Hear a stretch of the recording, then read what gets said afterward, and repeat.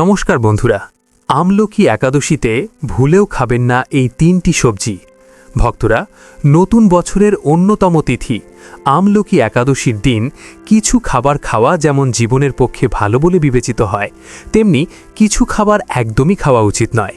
বিশেষ করে ফাল্গুন মাসে আমলকি একাদশীর দিন ভুলেও খাবেন না এই তিনটি সবজি। নানান রোগ ব্যাধি, চরম আর্থিক কষ্ট এবং সংসারে অশান্তি ও দুর্ভাগ্য আসবেই।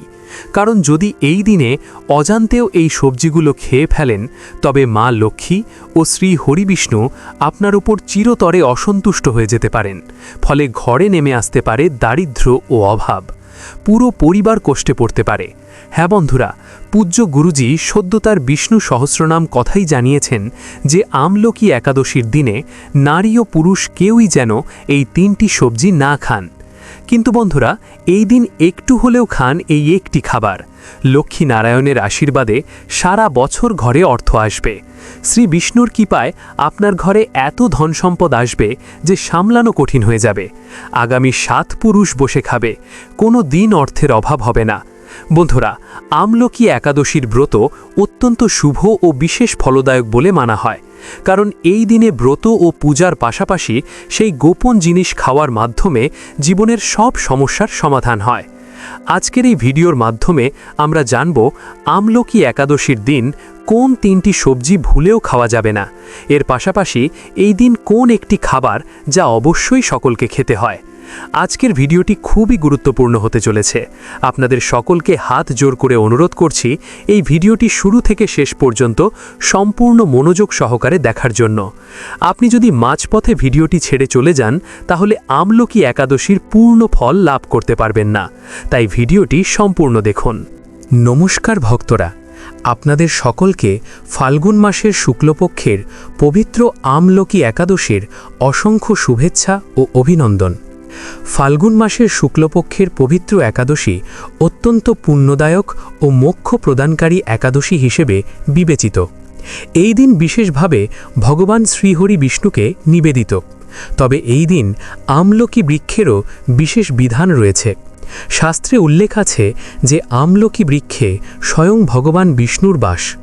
বিশ্বাস করা হয় সৃষ্টির আদিতে যখন ভগবান ব্রহ্মাণ্ড সৃষ্টি করেন, তখন কয়েকটি বৃক্ষ সৃষ্টি হয়েছিল। তার মধ্যে আমলকি বৃক্ষ একটি। তাই একে ধাত্রী বলা হয়, যার অর্থ পালন পোষণকারী। ধারণা করা হয় আমলকি বৃক্ষে ত্রিদেব ব্রহ্মা, বিষ্ণু এবং মহেশ্বরের বাস। এর মূল ভাগে ভগবান বিষ্ণু, কাণ্ডে ব্রহ্মা এবং শাখায় শিবের অধিষ্ঠান রয়েছে। তাই এই বৃক্ষের পুজো মানে শুধু একটি গাছের পুজো নয়, বরং সৃষ্টির পালনকর্তা শ্রী হরির আরাধনা। এই দিন বৃক্ষে প্রদীপ জ্বালানো, জল অর্পণ করা, রলি ও অক্ষত নিবেদন করা এবং ভগবান বিষ্ণুর মন্ত্র জপ করা অত্যন্ত শুভ।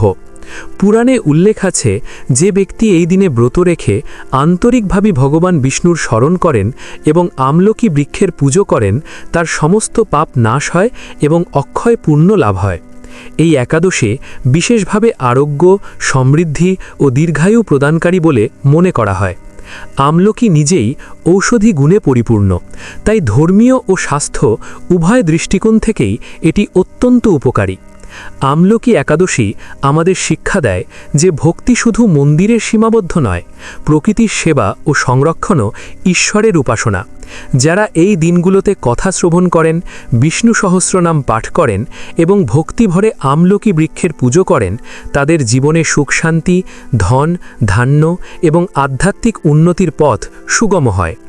অনেক ভক্তের মনে প্রশ্ন থাকে, যদি এই একাদশী এত ফলদায়ক হয়, তবে এটি কিভাবে পালন করতে হবে? এর নিয়ম কি? শাস্ত্র অনুসারে একাদশীর আগের দিন অর্থাৎ দশমী তিথি থেকেই ব্রতের নিয়ম গ্রহণ করতে হয়। দশমী তিথির নিয়োগ অনুসারে ব্রতের একদিন আগে থেকেই মাংস ও মদ্যপান সম্পূর্ণরূপে ত্যাগ করতে হবে। অনেকেই একাদশীর ব্রত পালন করেন কিন্তু মাংস ও মদ্যপান চালিয়ে যান। এভাবে ব্রত পালন করলে হবে না। একদিন আগে থেকেই এগুলি পরিত্যাগ করতে হবে। দশমী তিথিতে রসুন, পেঁয়াজ ইত্যাদি তামসিক খাদ্য বর্জনীয়। একাদশীর ব্রত পালনকারীকে ব্রহ্মচর্য গ্রহণ করতে বলা হয়েছে। শাস্ত্রে উল্লেখ আছে একাদশী ও দ্বাদশী তিথিতে চুল ধোয়া নিষিদ্ধ, তাই দশমীতে চুল ধুয়ে ব্রহ্মচর্য গ্রহণ করা উচিত এবং পারণ পর্যন্ত ব্রহ্মচর্য পালন করতে হবে। শরীর ও মনের পবিত্রতা রক্ষা করা অত্যন্ত প্রয়োজনীয়।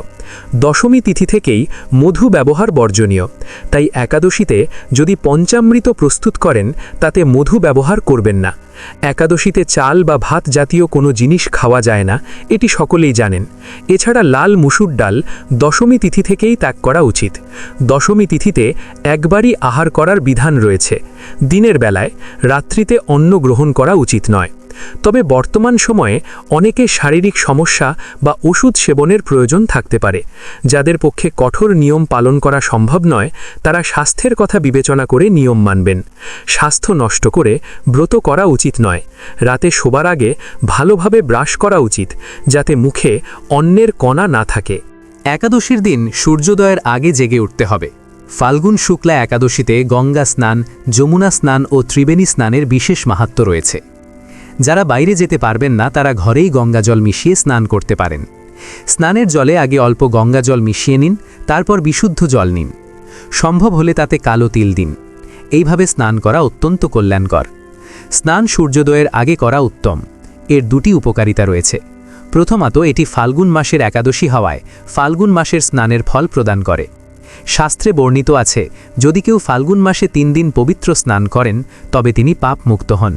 তাই 3 বা 5 দিন ব্রহ্ম মুহূর্তে স্নান করলে ফাল্গুন মাসের স্নানের পূর্ণ ফল লাভ করা যায়। এভাবে আপনি পুণ্য লাভ করতে পারেন। এমন শুভ সুযোগ কখনো হাতছাড়া করা উচিত নয়। তাই চেষ্টা করবেন যেন এই দিনে সূর্য ওঠার আগে অথবা সূর্যোদয়ের সময় স্নান সম্পন্ন করতে। স্নান শেষে পবিত্র বস্ত্র পরিধান করুন। তারপর একাদশীর ব্রত কথা শ্রবণ করুন। যদি সম্পূর্ণ শুনতে না পারেন, যতটা সম্ভব শুনুন। এরপর প্রথমে ভগবান নারায়ণের পুজো করুন, তারপর একত্রে বসে একাদশীর ব্রত কথা ও মাহাত্ম্য মনোযোগ সহকারে শুনুন। একাদশীর দিন সূর্যোদয়ের আগে শয্যা ত্যাগ করে স্নান করে সূচি বস্ত্র পরিধান করতে হবে। এই একাদশীতে আমলকি বৃক্ষের পুজো করার বিধান রয়েছে। অনেক স্থানে আমলকি বৃক্ষের নিচে বসেই পুজো করা হয়। যদি আমলকি গাছ উপস্থিত না থাকে, তবে একাদশীর আগের দিন একটি আমলকির ডাল এনে টবে রোপণ করে তার পুজো করতে পারেন। আপনার বাড়িতে যেখানে নিয়মিত ভগবানের আসন বা চৌকি স্থাপন করা হয়, সেখানে পুজো করতে পারেন। যদি মন্দিরে ভগবান পূর্ব থেকে প্রতিষ্ঠিত থাকে, তবে সেখানেই পুজো করুন। একটি চৌকি স্থাপন করে তার উপর হলুদ বা লাল বস্ত্র বিছিয়ে দিন।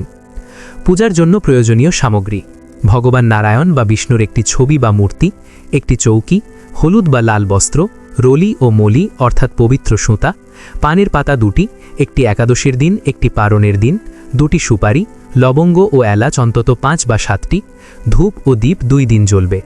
ইচ্ছা করলে একাদশীর দিন থেকে অখণ্ড প্রদীপ জ্বালিয়ে পরের দিন পারণ পর্যন্ত রাখতে পারেন, অথবা 2 দিন আলাদা আলাদাভাবে প্রদীপ জ্বালাতে পারেন। নৈবেদ্য হিসাবে তেলযুক্ত কোনো মিষ্টি থাকলে উত্তম, না থাকলে পেয়ারা অর্পণ করতে পারেন। এই সময় পেয়ারার মৌসুম। বিকল্প হিসাবে মিশ্রি বা বাতাসা নিবেদন করতে পারেন। আতর অর্থাৎ সুগন্ধি, একটি তামা বা পিতলের লোটো, দৈনন্দিন পূজার লোটো ব্যবহার করতে পারেন। যা বাড়িতে আছে তা ব্যবহার করুন, আর যা নেই তা সংগ্রহ করে নিন। পূজা পদ্ধতি: প্রথমে সংকল্প করুন। সংকল্প ছাড়া ব্রত ও পূজা সম্পন্ন হয় না। সংকল্প করার পর ভগবানের পূজা সম্পন্ন করুন, তারপর একাদশীর ব্রত কথা শ্রবণ করুন এবং অবশ্যই বিষ্ণু সহস্রনাম পাঠ বা শ্রবণ করুন। গল্প ও সহস্রনাম শ্রবণের পর আরতি করুন। এরপর পিতৃপুরুষদের উদ্দেশ্যে জল প্রদান করতে হবে। পিতৃতর্পণ অবশ্যই করবেন। পিতৃতর্পণের সহজ পদ্ধতি পূর্বে বহুবার বলা হয়েছে। একাদশীর দিনে একটি তামা বা পিতলের লোটো নিন। প্রথমে তাতে অল্প গঙ্গাজল দিন, তারপর তাতে বিশুদ্ধ জল ভরুন। সম্ভব হলে কিছু কালো তিল দিন এবং একটি সাদা ফুল অর্পণ করুন।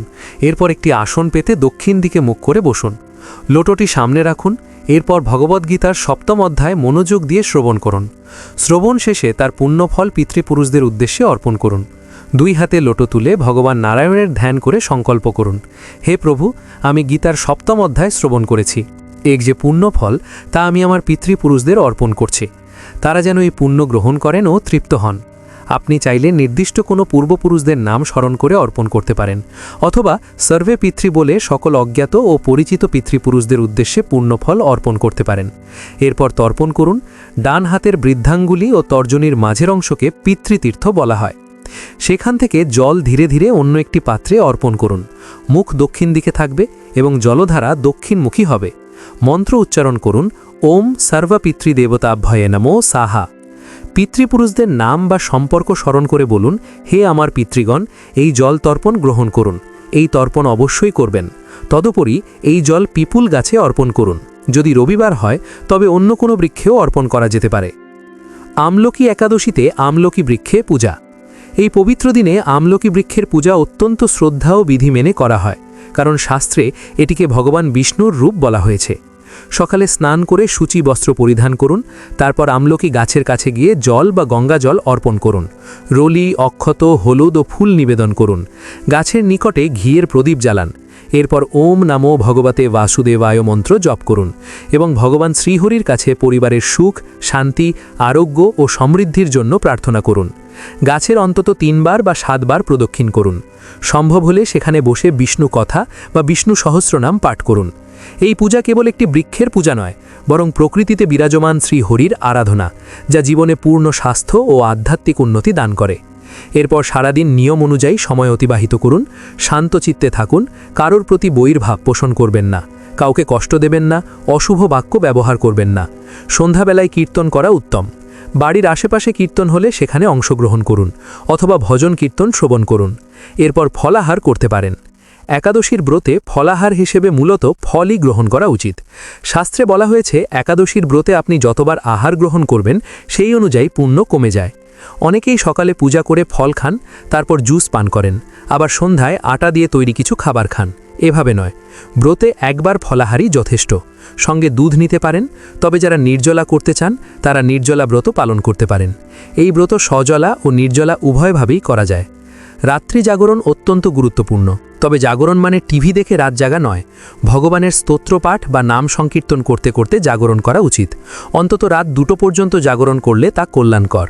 পরের দিন পালনের জন্য সূর্যোদয়ের আগে ঘুম থেকে উঠুন, স্নান করে শুদ্ধ বস্ত্র পরিধান করুন এবং বিধি অনুসারে পূজা করুন। মনে রাখবেন, ব্রত যতই ভালোভাবে পালন করুন না কেন, যদি সঠিকভাবে পালন না করেন তবে অধিকাংশ পুণ্য নষ্ট হয়ে যায়। শাস্ত্রমতে বিধি অনুসারে পালন না করলে মাত্র প্রায় 30% পুণ্য লাভ হয়।